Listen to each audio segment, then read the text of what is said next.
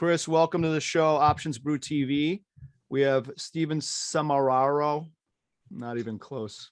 That's right. And, no, it's not. Right on the ball. Right on the ball. From San Francisco today. And Kris Sidial from, what's the name of your firm, Kris? It's called, how do I pronounce it? Ambrose.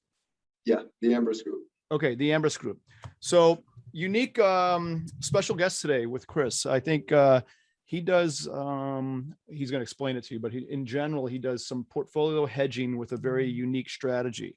So he's going to explain that a little bit to us, probably more on the institutional side, right, Kris? But I think it's a good thing for some of the retail folks to know about and understand, because there can be repercussions maybe with order flow and what have you. And they all these retail folks love to know about order flow. So I think you have some keen insights into that. So with that, why don't you give us a little background about yourself? I see you got the cool screens behind you, man. You're a real deal. That's not fake stuff behind you. Yeah, everybody always comments on the Bloomberg screens for some reason. Right. Yeah, so I came out of college directly, and my first real gig was under Robert Cantor. He's one of the original guys that helped started the CBOE. Mm-hmm. So I got my first real taste of vol as being a direct junior trader under him. And then from there, I went to Chimera Securities, where I was on the prop desk, learned a lot about order flow and more so intraday momentum stuff there. Mm-hmm. So it's good to have a good understanding of that, a nice mix. From there, I went to Xanthus Capital Management, small buy-side equity hedge fund. They were doing some pretty interesting stuff there. And in my most recent role prior to Ambrose, I was on the exotic derivatives and listed options desk over at BMO. I spent about 3.5 years at BMO. And, you get some really good insight. The book size, the exotic size was about like 1.5 billion. So, you see some pretty significant flow, and, you structure deals, and obviously, you're out there kind of spotting where the larger participants are. And long story short, throughout my time there, I noticed a little bit of a dislocation in how the market microstructure was changing. And me and 3 of my partners, we all agreed that this dislocation gave a pretty good opportunity to make some money. Mm-hmm. So, we decided to just take a leap, and we started up the Ambrose Group. And there we go. Awesome. So that's quite a background, by the way. So you started, your first gig was on the CBOE floor, right? With this Robert Cantor. So for some reason, I was on the CBOE floor too. And I think I know him. So I actually wasn't on the floor. So okay. Bob was one of Bob's a pretty significant name for the old SIBO guys. Like he was a gunslinger back in the day. Right. And so I worked for his family office. Okay. As a junior trader, his family office, which was out in the Hamptons in Long Island. Okay. But yeah, he definitely was a relevant name. I'm sure I get that all the time. People are like, "Oh yeah, I know Bob." Yada, sure. Yada. So do you remember he was on the floor though at some point? Yeah, right? He was. So do you remember what pit he traded in? Because that's how everyone knows each other on the SIBO floor. What pit are you in? No. So I actually don't recall. That's funny. He gave me a lot of good war stories, though. I'll tell you that much. Oh yeah, you should spend a weekend with me about war stories. See that jacket right there? That's the real deal right there. That's the yes, sir. Yes, sir. All right, Steven. What is it? Your veteran's jacket? It's my veteran's jacket from the floor. I'm like a dinosaur. I'm the Tyrannosaurus Rex of trading. I've been around so long. No one knows the floor anymore, right? Good. So okay, you mentioned a couple of things. Let me ask a couple of questions. You mentioned exotic derivatives. Okay. Now that's not something that is very well known in the retail world. And as you know, our background trading here, we are in the retail trading world, like, Schwab and TD Ameritrade. We have customers like that. My guess is your customers are very different from that. You're probably managing money and, you have AUM, which is assets under management. So what is an exotic derivative? You don't have to go over all of them, but in general, what does that mean to the folks? Yeah. So, imagine taking a call option Mm-hmm. and mixing it with another call option, and then mixing it with a put option, and then mixing it with a certain type of a term where you say that, well, if the equity in the first call option gets under this specific level, this is the contingency. All right. So the way how I think most people should conceptualize it is, think about it as this big basket, right? It's a different type of product that's mixed in with different type of derivatives. Right. many different type of these exotics, right? You have auto callables, you have levered notes, buffered notes, barriers, digitals, like all different sorts of these type of structures, right? So it's just the institutional's way of playing a more complex form of a regular option. Right? Okay. So, and do knock-ins and knockouts, are they all part of the exotic world as well? Those kind of, have you heard of those? Yep. So, you know, during my time there, you know, a lot of the appetite, and the appetite still is in this specific note. It's the Phoenix auto callable. You know, so you'll have this type of auto callable note with like a knock-in struck like 25% down or something. Right. A lot of the industries leaned over towards that because of the yield that a lot of the you know, financial advisors could clip. You know, you get like a 7% yield, 12% yield, depending on the names that are in there if you're you know, holding these type of things. Right. So is it safe to say with these exotics, so it's kind of sounds like it could be a little bit of an exclusive club amongst the bigger boys and the institutional guys, right? It's a communication that's not in a listed market anywhere necessarily. It's something that we do on the OTC, right? Yeah. So all this stuff is more so for the bigger participants with ISDAs and whatnot. Yeah.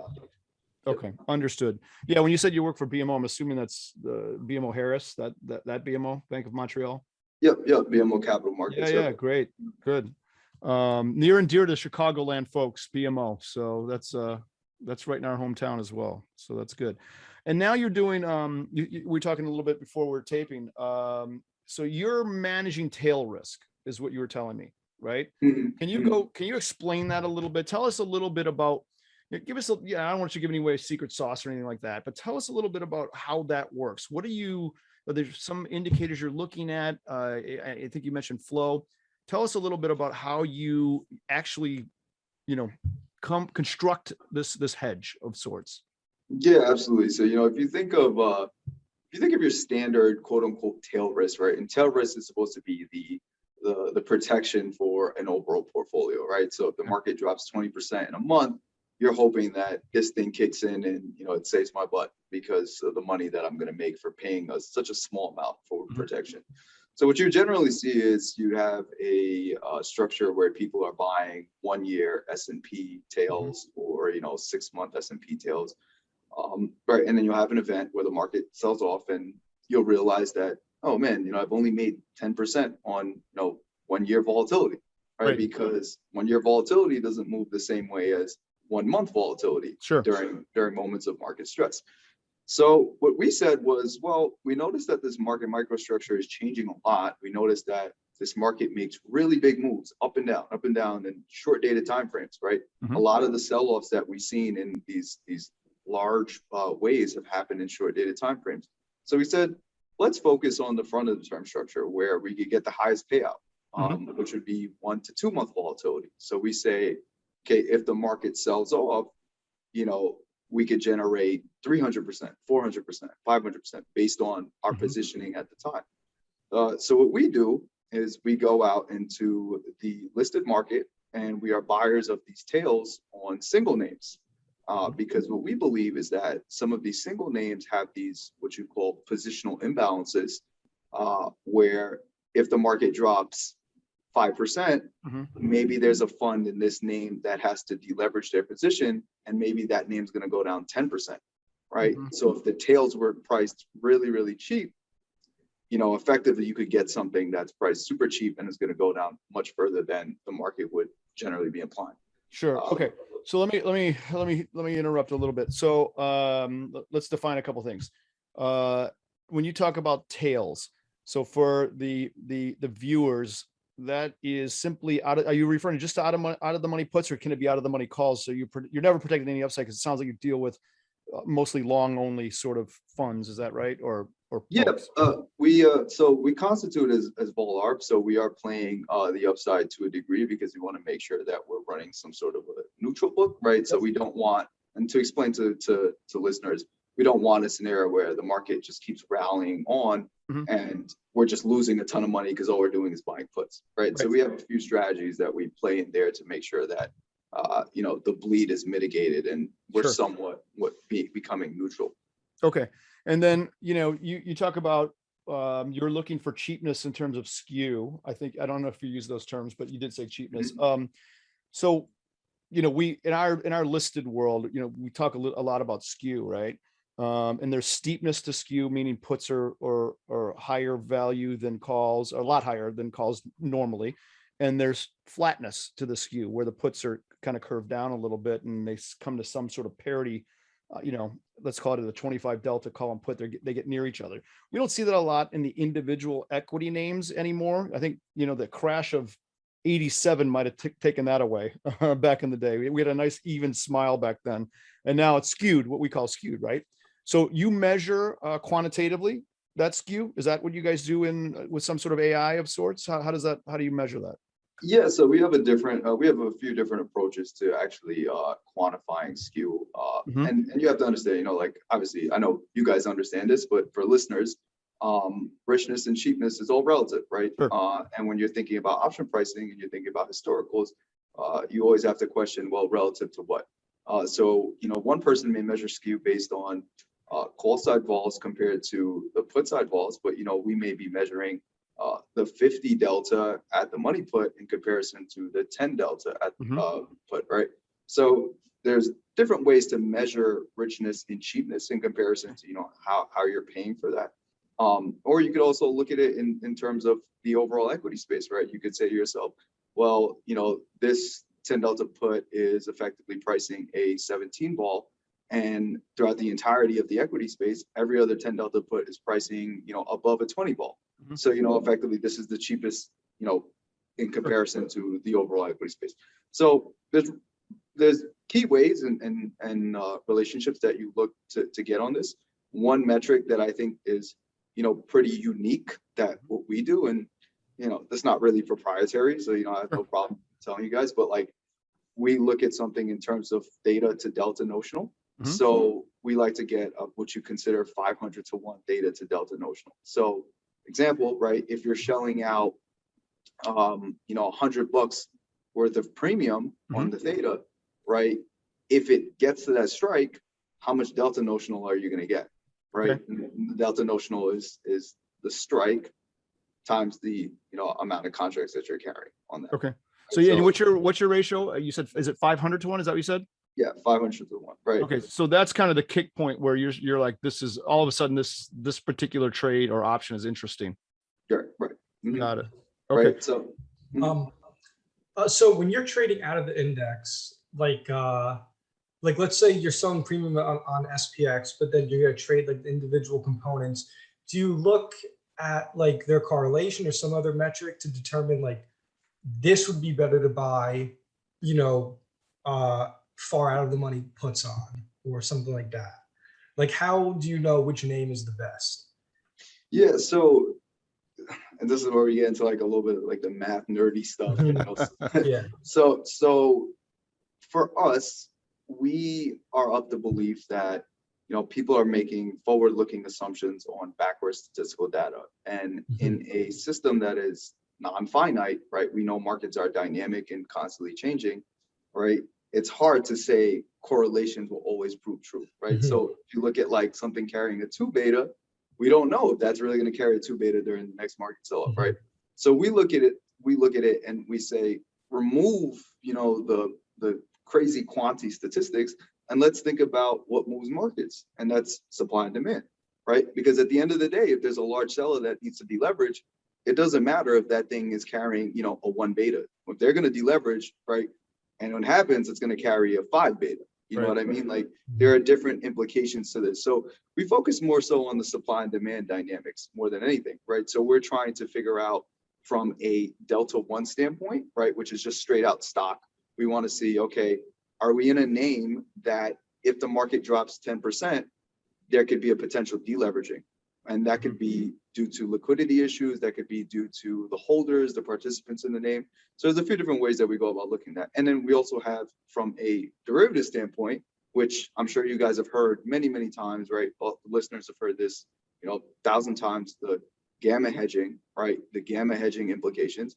Well, the same way that proves true for the S&P, there are those implications for single names, right? So if the name gets down, to this particular strike, are dealers going to need to hedge off the risk? And if that takes place, are they going to move the stock even lower? Right. So we're focused on supply and demand dynamics, not so hard statistical proofs that are based on, backwards statistical data. Like we try to eliminate that frame of thinking. Got it. Yeah, that makes sense. So you do have a way of in your own method estimating where dealer gamma is high and low. I mean, most people assume that the dealers are selling out of the money puts and buying out of the money calls because the public likes to do just the opposite, right? So if there's big open interest in out of the money SPX puts, for instance, the dealers are probably short them, right? That can be common thinking. Do you guys play that? Is that what you're saying? You kind of play that game a little bit? When we're thinking about like where can we get the biggest bang for our buck in terms of richness and cheapness, where can we be buying cheap skew, and are we buying it in an area that has this potential dislocation? And the dislocation could be on two things, which is again strictly stock, right? Maybe there's a deleveraging from a large hedge fund owning it. Maybe this is very illiquid, and there's a small amount of shorts in it, so it could tend to fall apart a lot harder than other names. And then from a derivative standpoint, you also have this dynamic of the dealer gamma hedging. So we are tracking that on single names, right? We're making sure we're understanding, and not in the most vanilla way that most other people would. I have no problem sharing this with listeners. We basically go in and we track option prints, and we're looking to recalibrate the term structure and see, okay, where is it moved, and can we use an assumption base to say that this dealer sold here or they bought here, as opposed to you're just very vanilla, like, okay, every dealer is selling here, or every dealer, So effectively that's kind of what our models kind of like play into a little bit. Got it. And so in a name like, what would be wrong about what I just said is a name like GME GameStop, right? The dealers were probably short. They were definitely short all those out of the money calls. And your intel can tell that, to some degree, right? Right. So we have a funny story about that too, because in January, we actually did okay for our investors, and generally, we a month like January, we wouldn't have an upward percentage print, but we did well for investors. And I know a lot of investors looked at it and they were like, "Oh, why is the book up so much?" And that was the reason. Like my partner and I, we were just doing our thing, and this GME and AMC thing keeps popping up on the model, and we're like, get this thing out of here. What is this thing? Like we're not playing this thing, and it keeps popping up so much that like it came to a point where we're just like, all right, we have to address it. Like even if it means taking a slither of risk, like a tiny. And we took such a small amount of risk. I'm telling you, like it was like non-existent risk that we just threw it out there. Next thing you know, like we're like, what the hell? We wake up in like 2 days, things like flying, and we're just like, just keep it there. Next thing, 2 days go by, and now we're like, whoa, this position is getting pretty big, So it was one of those things where it was, the model was just shooting us something, and we discounted it, but we were just like, yeah, why not? It's popping up, and we kind of got lucky in that case. Right. Oh, that's great. Yeah. I know, I always wanted to be the guy who, one time in my life, I had the 1,000 lot in my pocket of that little, we called them teenies back in the day, when that's an old term, but just in my pocket in GME, no good reason other than the fact that I just had them. And I wake up one day and they're trading about $700. I'm like, that never happens to me. Never. we had one play that I'll never forget. It was on Salesforce. It was right before Salesforce earnings. We just these calls were just so cheap, and I think my partner had actually alluded to it, right? And again, it was one of those cases where we were just like, all right, yeah, why not? And we went in, and I think we bought them for like 7 cents.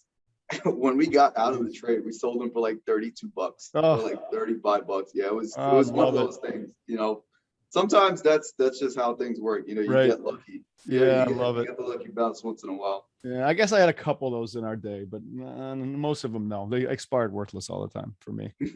Yeah. All right, let me ask you a couple more questions. We'll let you go. So I'm looking at the grander structure, because you said something to me earlier. So you try to get gamma positive, it sounds like, overall, and then theta neutral. So just for as terms, let's talk a little bit about gamma and theta. Theta, it's the decay of options. They're decaying assets. So when Kris says that he's long all these options and he's theta neutral, it starts me thinking, wait, how's he doing that? How can that possibly be? Sounds like you have sort of a dispersion structure where you buy a lot of premium in individual names and you're maybe selling it in indices of sorts. Is that kind of the game, or what gives? Wait, I have the Jupyter notebook. Should I just pull up the charts, like the little plots? What's the Jupyter notebook?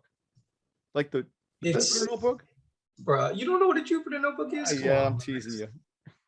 It's gamma and theta, so they're inverses. So right.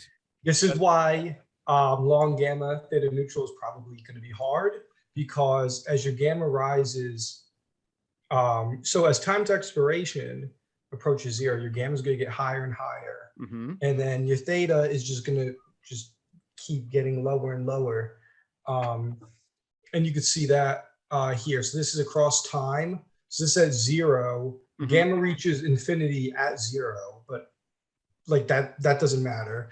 And theta keeps going down and down and down. So these are opposites. This is why it's difficult. Got it. Yeah, but Kris is going to explain how he does it. Well, again, no secret sauce here, just in general. Yeah. So, the way we trade, again, even though we constitute, even though it's technically tail risk protection, yep. The overall book is really designated as vol arb because, if you really want to run a book of this style, you can't just generically just vanilla strike at the same time, right? So you're going to have to take some sort of risk, right? And you're going to have to arb into the positions, which, you're legging into the positions effectively, right? So for listeners, what that means for us, on days like today, we're not buying volatility, right? And the market was up a little bit, but volatility was up a tiny amount, right? Right. So you're not going to be buying volatility on days like today. On the days where volatility is getting absolutely crushed, it's the days where we buy volatility, and on days where volatility is rising is the days where we sell volatility, right? So effectively, you want to arb into the position and gain some sort of a edge in the pricing frame as to where you're buying and selling. Yep. Right. So effectively, the way how we look to offset the bleed is in the VIX futures term structure. We have two main strategies that we focus on. One is our special situation strategy. The other one is just harvesting the roll yield in the VIX futures term structure. So, as volatility compresses, you can short volatility, and the money that you make from shorting volatility, you can use it to actually fund the wings, right? Or buy the tails. Sure. And you can do this in two ways, right? Because at the end of the day, you can't escape it. You're going to need to arb the position. So that means that on days where volatility is down, you're buying volatility. On days where volatility is up, you're selling volatility. And what you're hoping, right, if you have an event where volatility gets crushed, you're neutral. If volatility goes through the moon, you're taking a little bit of belly risk, but if it continues, all your tails start to pick up and you make a ton of money on the tails effectively. Got it. Okay, good. And is this systematic for you? I mean, it's not like you're sitting there going with your pencil and paper going, let me think about this one. I mean, this is heavy, quant work, right? That this might surprise you guys, but we're more lean on the discretionary side than the models are quantitative, right? So I just want to straighten that. The models are quantitative, the approach is quantitative, but in terms of the overall execution and in terms of making the final call, my partner and I like to run a discretionary book. Oh, that's good. Yeah, that's great. I love it. We had some firms who did similar things to what you guys do, back in the CBOE days of mine. And they did the same thing. They had a very quantitative approach to it, but since they had a team of traders around the globe, these team of traders were able to amass the position as directed. Right. So they were doing it very individually, but it was a whole book of stuff. Yeah. And I think that's the sweet spot. I think, throughout my career, I've seen a lot of very intelligent quants fail. Like I'm talking the top of the top level. And I've seen a lot of intelligent discretionary traders fail as well. Right. And I'm a true believer that this beautiful equilibrium comes in being partially quantitative with the approach and then partially discretionary, right? And then Mhm. you mix these two, and then in my belief, I think you get, this pure trader that's in this like equilibrium zone. Great. Awesome. I love it. So you manage money. Is that right? I Yep. mean, essentially, does that mean you're an RIA, or, are you a registered agent, or you're a hedge fund principal of Yep. sorts? Which one is it, or both? So we have a fund structure, and we also have an SMA structure as well. Okay. Some clients just rather the SMA structure, and the fund structure is a little bit new with us as well. So Okay. yeah, we have two separate arms, but the game's the same. Yeah, we Sure. manage money for people. Okay. I And have, I go have a ahead. Sorry, question. Steve. Go ahead, Steven. Sorry. Yeah. So the way you hedge is you have more convex payoff than other firms that are going to buy vol like a year out. Why would anyone choose those firms over your firm? Yeah. Well, that's Why are you not just taking their customers? Why are you not doing it? well, here's what I will say. Kurtosis trading, tail trading is something that is super niche, and there are a lot of institutions out there that are very like caught up in their ways, right? Where, to get a pension fund, or, to get a large institution to shift out of their ways into something like this takes a lot of legal and paperwork. At the end of the day, right, I think we have a few allocators that back us, and, there's sophisticated clients, and, we're grateful that, they're smart guys, because the smart clients are the ones that are the fit for us. But I think it's just something that the industry has just not shifted over to. It's like the start of a change. I think people will start understanding this dynamic. And you may start seeing a few more funds open up just like us, because, there's a dislocation, and we think we're one of the unique firms that kind of attack this dislocation, contrary to your, vanilla approach that people took prior to this. Yeah. Good. Yeah, like the vanilla approach, like I guess I was probably like a little bit obsolete. Like bonds will not always be a safety. Gold will not always be a safety, but volatility would probably be a more reliable safety net. Would you agree? Yeah, absolutely. And, that's another thing to us that's like a big play is like, not to put down any bond guys, but I just don't understand why you'd be investing in bonds at this time, right? Like you're in an absolute, bull market, right, where you should be, as crazy as we may sound saying that like the market is messed up, but at the end of the day, it's hard to go against, equities. And that's the case, you have the opportunity to be invested in equities, and then have this small slither invested in volatility as your hedge. And like we've seen these correlation breaks take place, right? How many times have we seen bonds down, equities are down, even gold with it is down? And still some of the older guys are just like, I don't know what they're thinking. They're just like, we got to buy gold. yeah, we gotta stay in our bonds. The bonds will serve as a hedge. To us, it's crazy. I think that's probably one of the craziest things that I've seen on this journey is, when you're in a meeting and you're talking with these clients or even individuals who manage hundreds of millions of dollars, and you're like, sir, can you tell me if the market drops 15% in the next 2 weeks, what happens? And they're like, well, our bonds will kick in. And like my partners and I are like, no, no, they won't. No, they will not. You will lose, a good amount of money. So I think that's probably the most shocking part in going through this whole process is how there's a lot of individuals who manage money who have a lot of holes in their approach, I guess. Right. Do you think long short funds would also need long vol exposure? I do believe so, yeah, because we've seen long short funds get hosed during these type of sells too, right? It's hard again, like trying to measure these things off of correlations and this form of data, like it will break.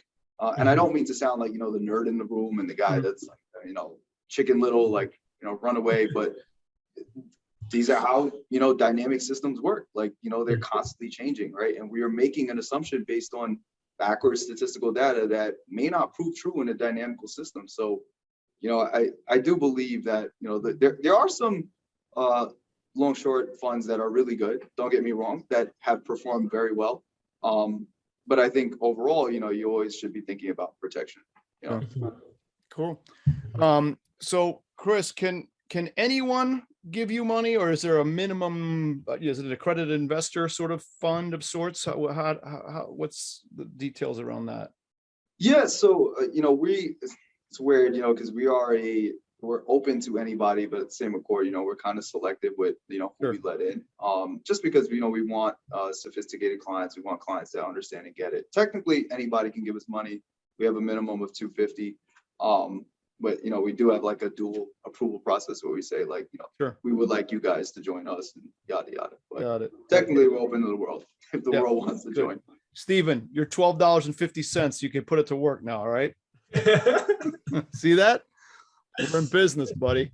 That's great, Kris. Thanks so much for coming on. This is, this isn't normally in our lane, right? It's more of an institutional kind of offering, which I love though, because this is very interesting for folks.